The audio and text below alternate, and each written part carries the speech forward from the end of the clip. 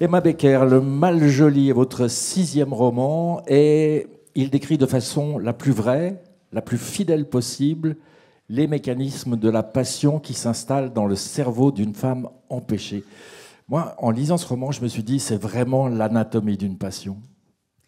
Oui, en fait, c'était le projet de base. En sentant cette histoire qui commençait à m'échapper, enfin, voyons les circonstances, c'est-à-dire que j'étais mariée, je suis toujours, j'ai 2 enfants en bas âge, et quand j'ai senti cette histoire commencer à m'échapper, je me suis dit qu'une façon de reprendre le contrôle sur elle était de la décrire de la façon la plus articulée possible, la plus précise possible, dans une espèce de tentative de reprendre le contrôle sur elle. Et puis, je voulais faire quelque chose de très court, je voulais faire quelque chose de fulgurant. J'avais la sensation que cette histoire allait se terminer, qu'il n'allait rien me rester après, mais qu'au moins il me resterait ce livre et que ce serait, qu'au moins j'aurais fait quelque chose de beau de cette histoire. Personne ne veut lire dans un livre les mêmes mièvreries que tous les amoureux s'envoient. On attend d'un écrivain une histoire et un recul au-delà de l'amour. Je trouve que ce roman dit aussi beaucoup de l'écrivain que vous êtes, ce d'autant plus qu'il y a un effet miroir, puisque l'aimé Antonin est écrivain, lui aussi. Il dit beaucoup de vous, hein, ce roman, de l'écrivaine que vous êtes. Et sans doute, il dit aussi beaucoup de la femme que je suis, c'est-à-dire qui a beaucoup de mal à considérer qu'une histoire est la fin de toutes les autres. En ce qui concerne l'aimé, qui est effectivement écrivain, je crois que l'amour est d'une façon générale toujours une question de trouver quelqu'un qui partage le même langage. Il s'avère que j'ai vécu longtemps à Berlin, donc entourée d'hommes qui ne parlaient pas ma langue et avec laquelle il fallait que j'en invente une nouvelle. Et le fait de me retrouver face à un écrivain parlant français, parlant ma langue, était effectivement quelque chose d'énorme pour moi.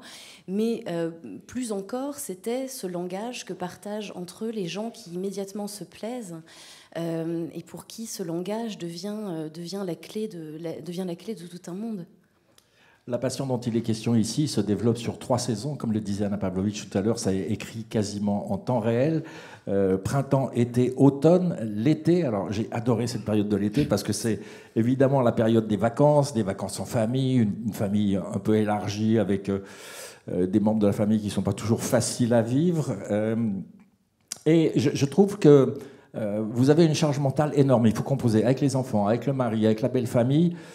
Et avec un livre à écrire, ça fait beaucoup.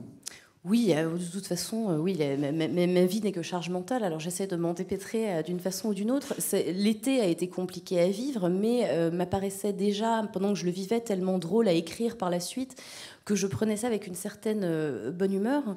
Le processus d'écriture est en effet un peu inédit pour moi, parce que je voulais saisir cet amour sur le moment. Donc ça a été un livre que j'ai écrit en même temps que je le vivais. Ce qui a rendu effectivement l'écriture compliquée, parce que j'étais, comme vous le disiez, tiraillée par des idées de « mais je ne peux pas écrire en tant que femme amoureuse », parce qu'on sait très bien ce qu'il advient de la passion, on sait très bien que la passion est en quelque sorte le pays imaginaire de l'amour, c'est-à-dire il n'y a plus de fin, il y a l'éternité tout entière, on n'est pas soumis aux mêmes obligations que les gens qui vivent dans un monde normal.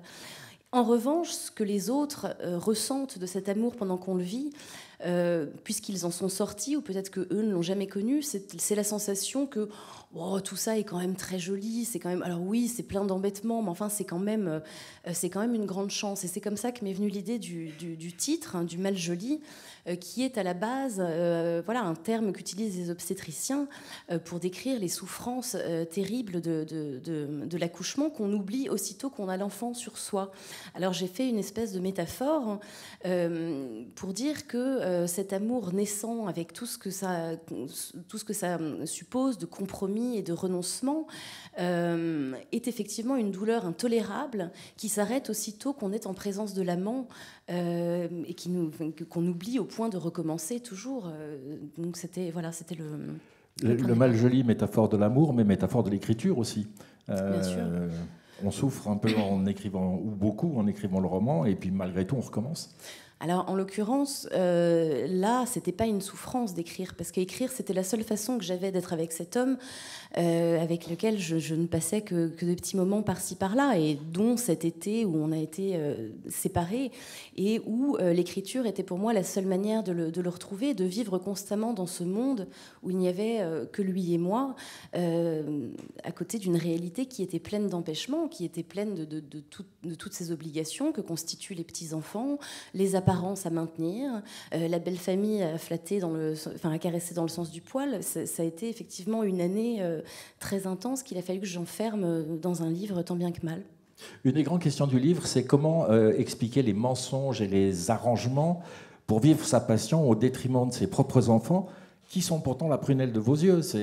Je n'irai pas jusqu'à schizophrénique, mais c'est une vraie dualité. Oui, je crois que toutes les mères comprennent ce que je veux dire. C'est-à-dire, il est évident que les enfants sont ce que nous avons de plus précieux, mais nous savons bien aussi ce à quoi nous renonçons en faisant des enfants. Évidemment, ça a été un livre qui a été compliqué à écrire aussi parce qu'il fallait que je songe aux gens autour de moi qui allaient probablement lire le livre. Alors, mes enfants sont petits, ça leur arrivera un jour. Mais il y a un moment où je me suis dit, quitte à tout décrire d'une passion, il faut que je décrive aussi l'indignité. Il faut que je décrive les moments d'infamie, les moments effectivement où on est obligé de mentir, où on se sent soi-même mourir un peu dans ses mensonges, qu'on oppose à l'autre, alors au père de ses enfants, à qui on ne veut vraiment pas de mal, mais qui se trouve comme ça, finalement, dans le chemin d'un accomplissement de soi. Et je me suis dit, c'est sans doute un livre à bien des égards moralement détestable, enfin qu'on pourrait me reprocher, mais je crois que c'est important de décrire les grands conflits d'une vie de la manière la plus précise possible. Et si mes enfants me détestent, au moins peut-être aurais-je trouvé des lecteurs qui se seront sentis compris en traversant la même chose. Je parlais tout à l'heure de la charge mentale qui a été la vôtre durant l'été. Vous parlez de la charge mentale que c'est d'être amoureuse. Oui, je crois que effectivement l'amour et l'attente de l'autre, ça n'est pas que du plaisir, ça n'est pas que de la rêverie. Il y a effectivement un mal-être terrible dans cette attente. Et puis, il y a, encore une fois, dans cette volonté de maintenir les apparences pour ne faire souffrir personne, il y a aussi la volonté de faire semblant en face de l'amant que tout va bien, qu'on n'est pas épuisé par ses mensonges, qu'on n'est pas épuisé par ses déplacements en train pour retrouver l'autre, qu'on n'est pas amenuisé par la sensation d'appartenir à son mari, à ses enfants, à son amant et plus du tout à soi. Il y a un moment dans l'amour, je crois, où on se demande soi-même où on est passé.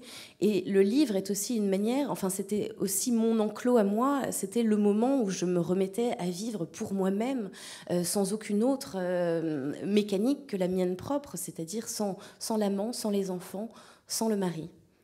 Antonin, l'homme aimé est écrivain, je l'ai dit tout à l'heure, mais c'est un aristocrate de droite, et il y a dans ce roman également toute une réflexion sur la condition sociale.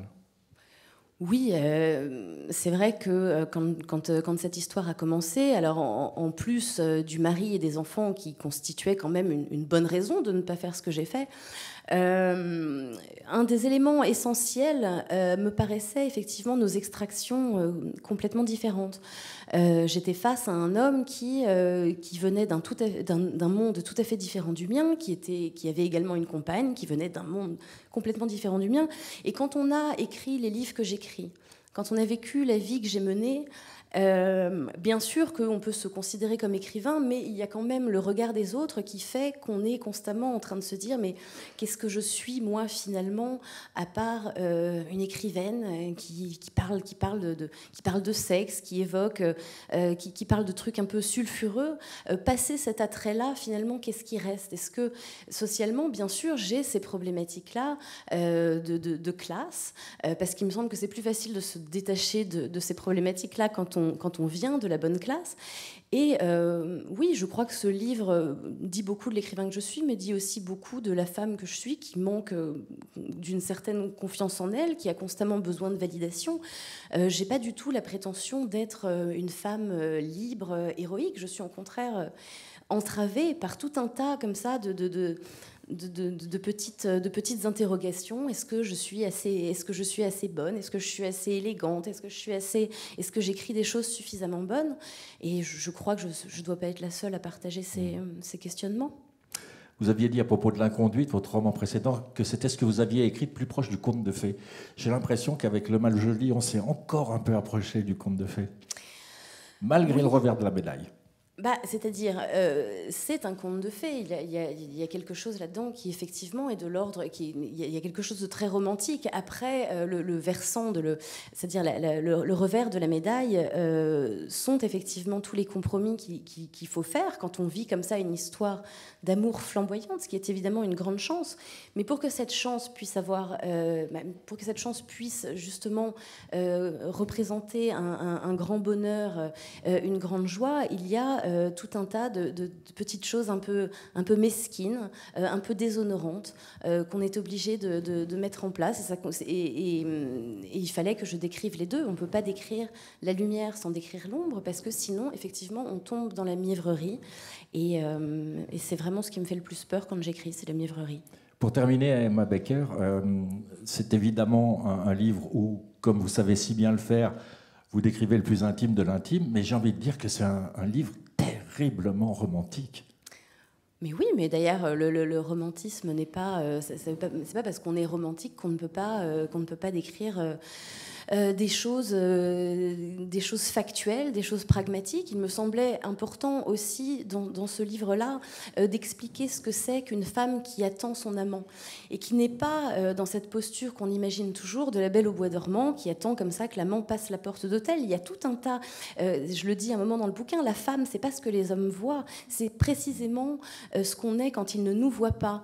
Et je pense qu'il est important justement d'expliquer ce que c'est qu'une femme qui se prépare à recevoir son amant, et puis une femme qui rentre chez elle et qui doit, comme ça, se créer des petits sas de décompression pour essayer de retrouver, non pas ce qu'elle est, parce que quand on est amoureux, c'est impossible, ça c'est perdu, mais en tout cas, l'apparence de ce qu'elle était avant. Le Mal joli, c'est le titre de votre formidable roman, Emma Becker. Merci beaucoup. Merci beaucoup.